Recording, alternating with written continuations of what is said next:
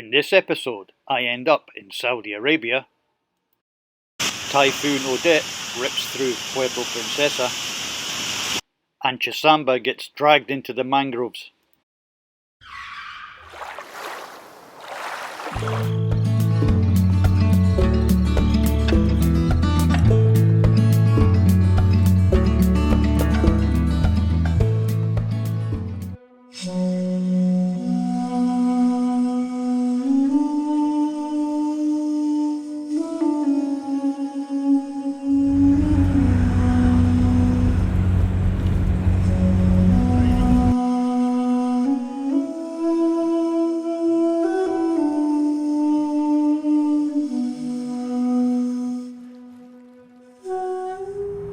After a brief stint offshore to conduct some training, I now found myself at the company base camp waiting on my next assignment.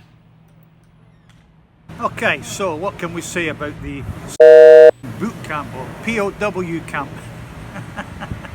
It's okay, it's basic. You get a room with a bed, TV, the hot water is hot, you get 3 meals a day. However, there's no access to a canteen out with the set meal times. Basically, there's absolutely fuck all to do here, so you're pretty much captured. But overall, it's basically just a stop-off point for guys coming in from offshore, guys going offshore. In my case, I've just had an overnight stay here. I'm supposed to go to the shipyard today, I don't know when.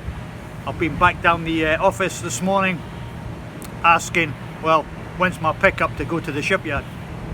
Nobody know nothing. So in the meantime, I just hang around here at the POW camp.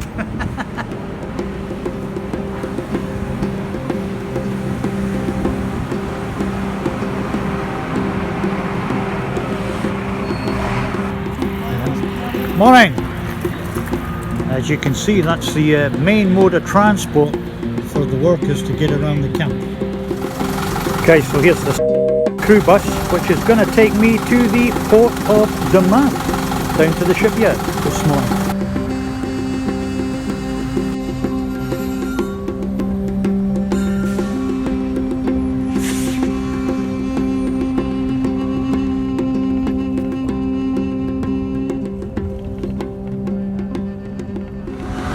Hi guys, welcome on board here in Dammam. I'm here on board to carry out some training for the next couple of days. The rig is here because it had problems with one of its legs. Thankfully there's nothing wrong with my legs. But anyway, I'm not supposed to be filming here, but I'll get a sneaky one in.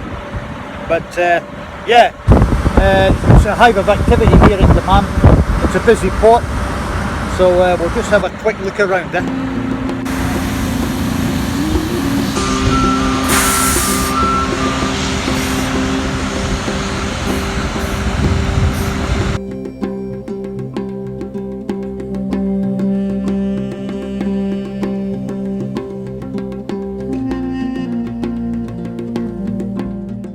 After 3 days on the rig, down in the shipyard, it was time to head back to the base camp and hopefully a flight home.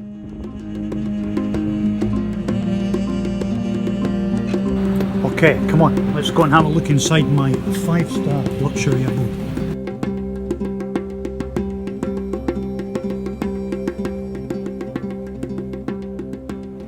Hi guys, well, as you can see, I'm back on the base camp after my brief stint offshore again to conduct some training. Now, I arrived here yesterday and I was expecting to fly home today. However, as it turns out, yesterday it was sprung upon me that my flight home is to the place where I left, according to the company that I'm working for, which is London. Now, I told these people even before I left London, I don't live in the UK, I live in the Philippines, blah blah blah. So there's been a bit of a bitch fight between me, them and my agency. However, I'd like to stress my agency have been really good about it. The company in question have said, well, it's protocol, you've got to return back to the place where you left. It's protocol, blah blah blah, company policy, blah blah blah. But in reality, I think it's all to do with the money. Now, this time of the year, run up to Christmas, yep, flights are expensive, availability is difficult wherever you're going. We know that, I know that, I've known that for years. So what's happening now is, last night I says, well listen, I can fly from here to Hong Kong for like $600-700, you know, and then I pay another $400-500 from there down to Manila. I mean, it's come to the point where I says, right, I'll pay half the flight, you know, just to get me home, rather than go all the way back to bloody London, toss it off for a few days or even a week there, trying to get a flight back home to the Philippines, which is going to be bloody expensive. This looks to me like the cheaper and better option.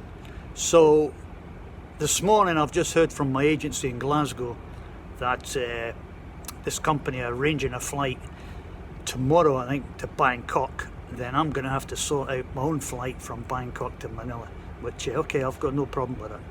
But yeah, it's a bit of a ball ache, you know, something you can really do without. And people think my lifestyle's glamorous. Not from this end, it's not.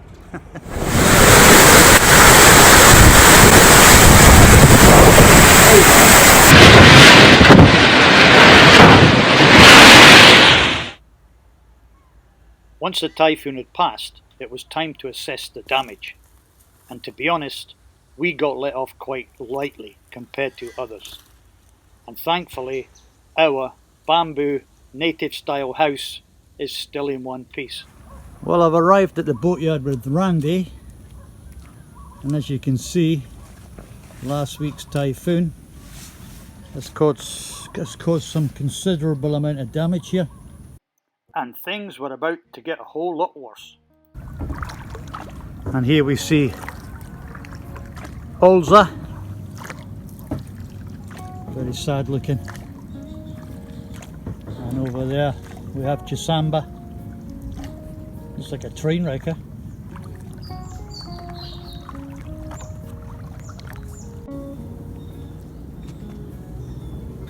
It's quite bizarre being on board, and poor Chasamba's heeled over on our side at about 45 degrees here. We're going to go inside. Randy suspects there's an oil leak, so we'll check that out.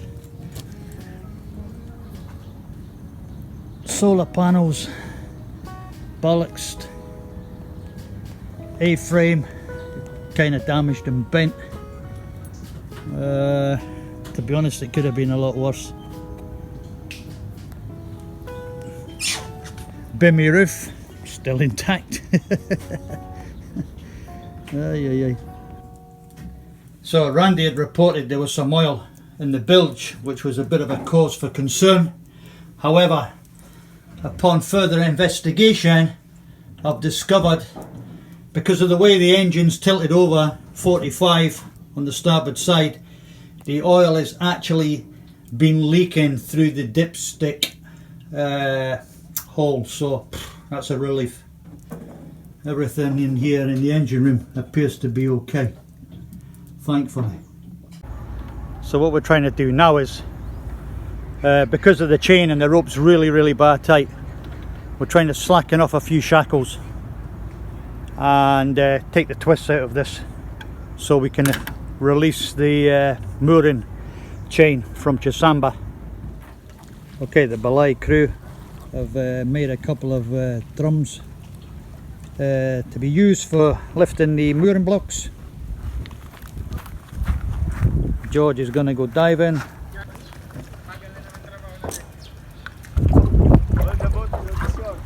So we've managed to salvage the mooring block of Olza. That's now reinstalled. Next, Chasamba. So now we're towing out the mooring block of Chasamba, and I got Randy and George in the water there, being towed behind the 2 drums. Good job, lads.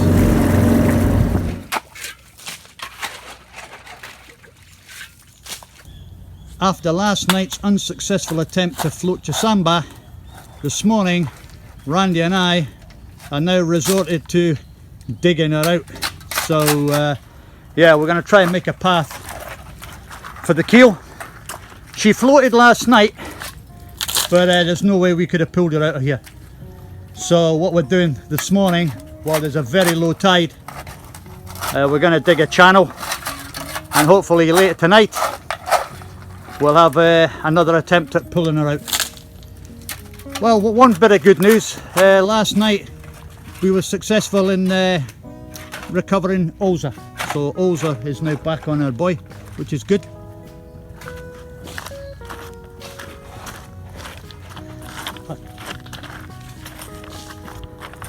Now I don't know if you can see this, but if you see this track mark here, this is where Chasamba was dragged or blown into shore.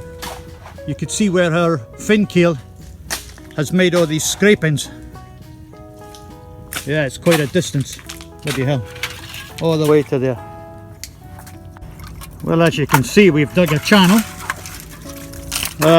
Just got to be a bit wider at the end there. So that's good. This gives us a glimmer of hope tonight. However, we do have an issue with the rudder. Yeah, unfortunately the rudder is also buried kind of deep. Really don't fancy digging a channel from here to there. That's going to be an absolute nightmare. The belay crew are going to come later and attach some big blue drums underneath the hull, give us more buoyancy, so hopefully we'll get out tonight with that method. Fingers crossed there. Well, here's a sight I'm happy to see. Chasamba is back on her buoy.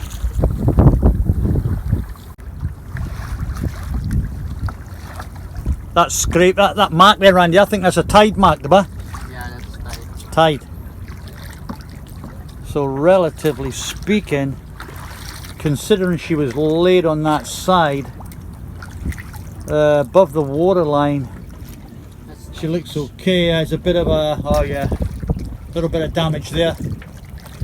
This porthole in the after cabin, that got smashed in. Paint scrapes. All in all, it could have been a hell of a lot worse.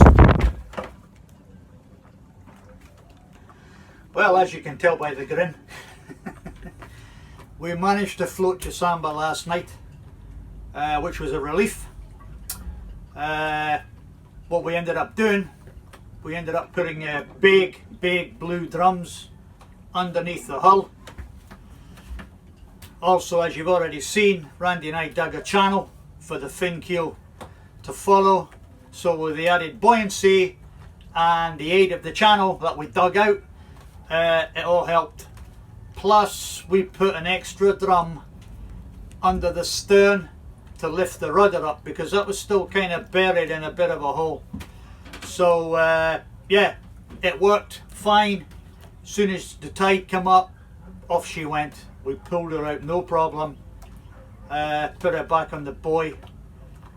Big thank you to the belay crew, Joel, Luan, especially George. Good job, George, thank you. Yeah, so all good, very happy. There is damage, but it could have been a lot worse. As Randy said, if this had been a fiberglass built boat, I don't think we'd be sitting here now. It would be a totally different story, but because she's steel, she kind of survived the ordeal. Olza's the same, she's steel built. If she had been fiberglass, yeah, probably a totally different outcome. So most of the damage, cosmetic, slight superficial. A-frame, we might be able to salvage that, rebend it into shape. Solar panels, They're bollocks, but they actually do work. I put the multimeter on, they're still showing 40 something volts. But they're all bent and warped. But yeah. So, see you later.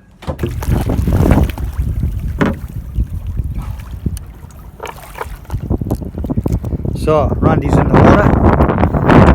We're going to make some adjustments to our mooring arrangement here.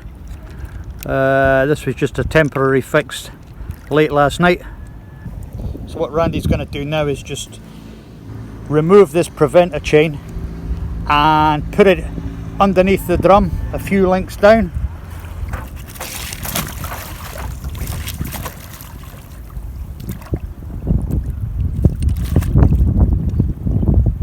There's the belay crew. They're busy on Ulza today.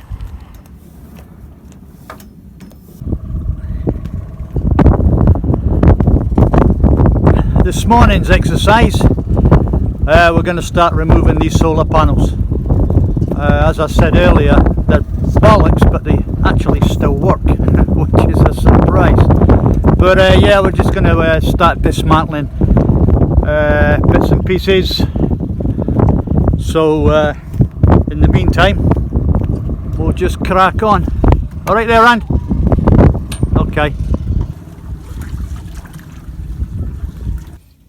So what's going on now is when Chasamba ended up in the mangroves, her rudder was basically turned at 90 degrees. So what I suspect has happened is the connection here is connected to the two hydraulic cylinders.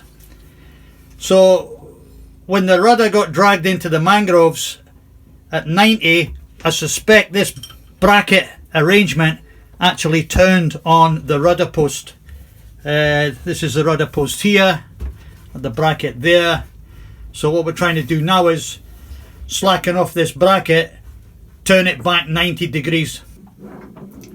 Well, thankfully that was a easy fix. That's the steering all realigned back to midships, so that's a relief. However, we did notice when we floated off the other night that the emergency tiller steering must be sheared inside of here, because the shaft kept turning and turning. Maybe it was pinned inside, maybe the pin shear, I don't know, but we'll need some further investigating. But at the moment our hydraulic system is back, all realigned, tightened up, and yeah, good to go. Floranti doing a demolition job here. What the Typhoon couldn't break, Floranti will. Okay, Luan, what's the plans for this place now? So we'll cut everything that is damaged by the typhoon and rebuild everything in steel. But you're not replacing the whole cubo, no. Just what, this section there? Where it's damaged. Where it's damaged, where you had your workshop. And then we'll replace everything with steel. Metal. Okay, so you're gonna obviously rebuild a new workshop. Yeah. What about the seating area here? It's gone. We'll not put it back. So you're not gonna put that back? It will be all workshop and garage. Right, okay, well that's cool, look forward to that.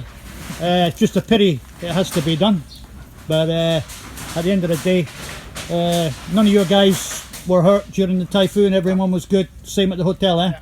Excellent stuff. Well, good luck with this, and once again thanks for your help in recovering Chasamba the other night, mate. Eh? No problem. Much appreciated. Cheers, buddy, thanks. While the belay crew were doing a demolition job down at the boatyard, it was now time for Randy and I to start repairing our carport. So where are we going? We are going to the dark side. The dark side. Oh, hang on. Telegraph pole down there. Typhoon damage. Okay, as I was saying, we are going over to the dark side to deliver one of the damaged solar panels to Randy's house in the village of Bagbaya. Newtown. Eh? Newtown. It's called Newtown. Bago is new, Bayan is town. So, Alright, Newtown. I didn't know that. So that's where we're going, Bayan. Over the hills from where we live. Aye. Yeah, they're widening the bridge.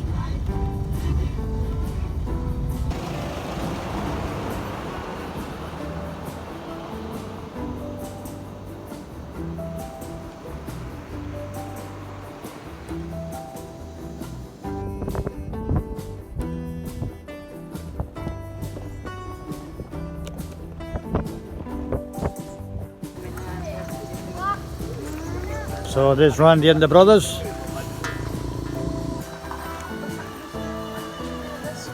What, you don't go on your ass? Maybe I'll probably go on my ass. It would hurt, aye.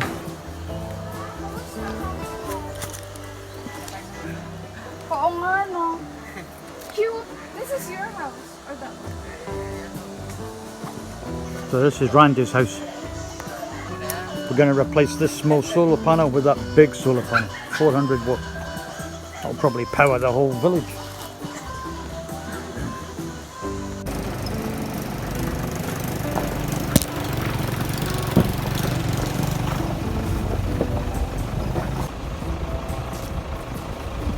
Yeah, go to school.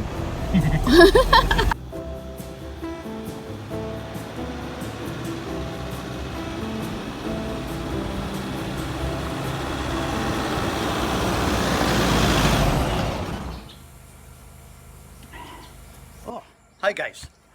How you doing? Well, if you've got this far into the video, thanks for watching. Much appreciated. Yep, it's not an optical illusion. This is actually tea. Don't worry, I've not turned queer. But yeah, thanks for watching. Don't forget to hit the thumbs up button on YouTube, please. Share the shit out of this. Any comments, no matter how bad they are, will be appreciated.